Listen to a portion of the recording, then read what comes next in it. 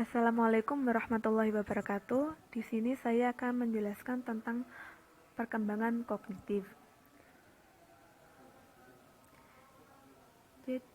Jadi, perkembangan kognitif ialah merupakan perkembangan dari pikiran. Pikiran merupakan bagian dari otak, bagian yang digunakan untuk bernalar, berpikir, dan memahami sesuatu.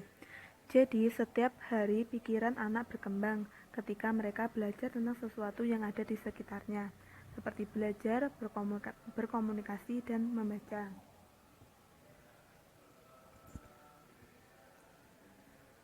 Selanjutnya yaitu perkembangan kognitif menurut berbagai teori.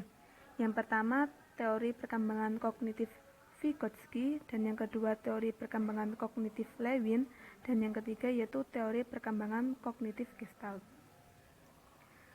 Yang pertama yaitu teori kognitif menurut Vygotsky. Ada 3 klaim dalam inti pandangan Vygotsky. Yang A yaitu keahlian kognitif anak dapat dipahami apabila dianalisis dan diinterpretasikan secara developmental. Artinya, memahami fungsi kognitif anak dengan transformasinya dari bentuk awal ke bentuk selanjutnya. Yang B yaitu kemampuan kognitif dimediasi dengan kata, bahasa, dan bentuk diskursus yang berfungsi sebagai alat psikologis untuk membantu dan mentransformasikan aktivitas mental.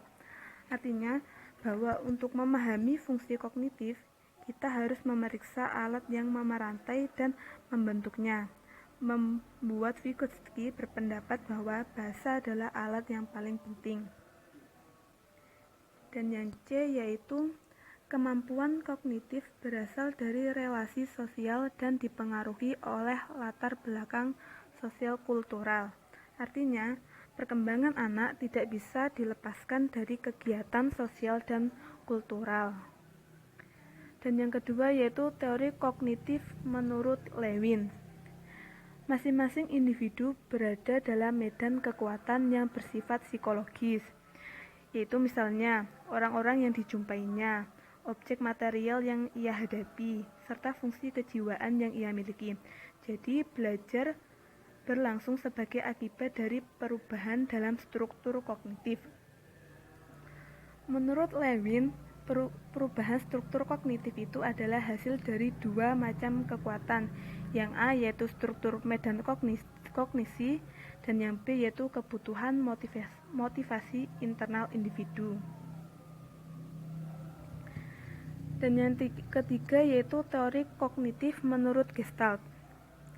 Belajar pada hakikatnya perubahan struktur kognitif, yaitu perbuatan belajar itu tidak berlangsung seketika, tetapi berlangsung berproses kepada hal-hal yang esensial, sehingga aktivitas belajar itu akan menumbuhkan makna yang berarti. Adapun prinsip-prinsip belajar teori Gestalt adalah: yang pertama, belajar berdasarkan keseluruhan, dan yang kedua, belajar adalah suatu proses, dan yang ketiga, siswa sebagai organisme keseluruhan.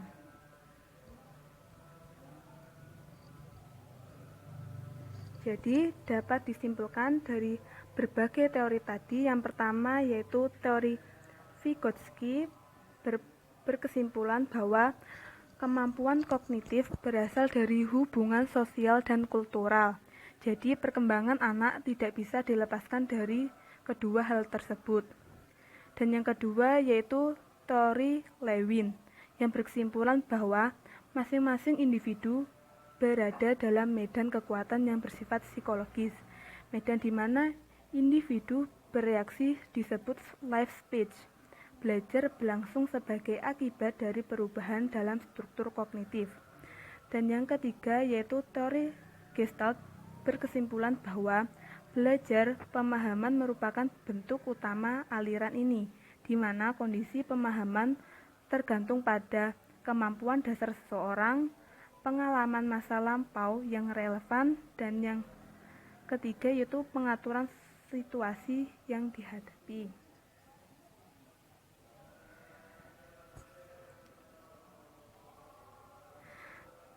Terima kasih, semoga bermanfaat. Wassalamualaikum warahmatullahi wabarakatuh.